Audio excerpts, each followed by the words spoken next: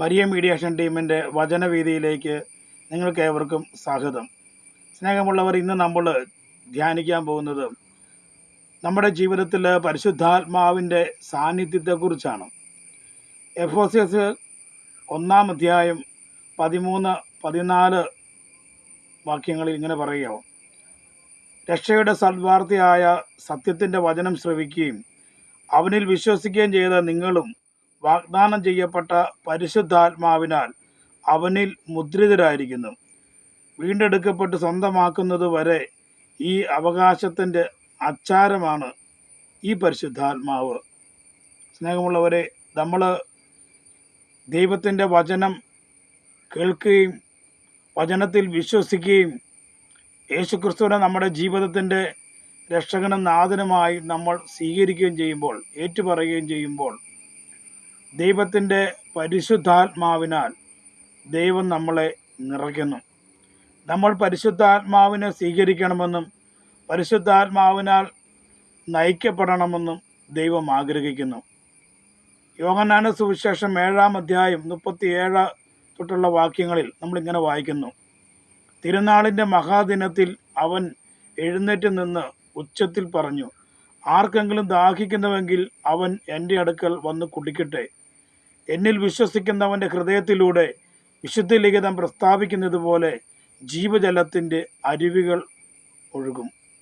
അവനിത് പറഞ്ഞത് അവനിൽ വിശ്വസിക്കുന്നവർ സ്വീകരിക്കാനിരിക്കുന്ന ആത്മാവിനെ പറ്റിയാണ്.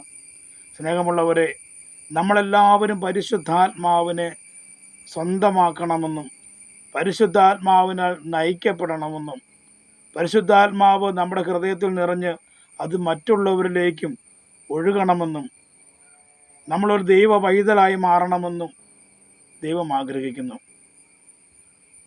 പ്രിയമുള്ളവരെ, നമ്മളിലേക്ക് ദൈവത്തിൻ്റെ പരിശുദ്ധാത്മാവ് നമ്മളിൽ കടന്നു വരുമ്പോൾ പരിശുദ്ധാത്മാവ് നമ്മളിൽ മുദ്ര ചെയ്യപ്പെടുന്നു. പരിശുദ്ധാത്മാവിനാൽ നമ്മൾ മുദ്ര ചെയ്യപ്പെടുകയാണ്. ഈ പരിശുദ്ധാത്മാവിൻ്റെ ഈ മുദ്ര എന്ന് പറയുന്നത് നമ്മുടെ ജീവിതത്തിലെ ദൈവ സാന്നിധ്യത്തിൻ്റെ അടയാളമാണ്. നമ്മൾ കാണുന്നുണ്ട്, പഴയ നിയമം വായിക്കുമ്പോൾ പുറപ്പാട് പുസ്തകത്തിലൊക്കെ നമ്മൾ കാണുന്നുണ്ട്, ഇസ്രായേൽ ജനതയുടെ യാത്രയിൽ ഉടനീളവും വാഗ്ദാന പേടകമുണ്ടായിരുന്നു. ആ വാഗ്ദാന പേടകത്തിൽ ദൈവത്തിൻ്റെ സാന്നിധ്യമുണ്ടായിരുന്നു. ആ ദൈവ സാന്നിധ്യം ഇസ്രായേൽ ജനതയെ സംരക്ഷിക്കുകയും പരിപാലിക്കുകയും ചെയ്തിരുന്നു. ഇസ്രായേൽ ജനതയുടെ ജീവിതത്തിൽ എപ്പോഴും വിജയമുണ്ടായിരുന്നു. ശത്രു സൈന്യത്തിന് ഇസ്രായേൽ ജനതയെ പരാജയപ്പെടുത്തുവാനായിട്ട് കഴിയുകയില്ലായിരുന്നു. ശത്രുവിന് ഇസ്രായേൽ ജനതയോട് ജയിക്കുവാനായി കഴിയുകയില്ലായിരുന്നു. അതിന് കാരണം വാഗ്ദാന പേടകത്തിൽ ഉണ്ടായിരുന്ന ദൈവ സാന്നിധ്യമാണ്.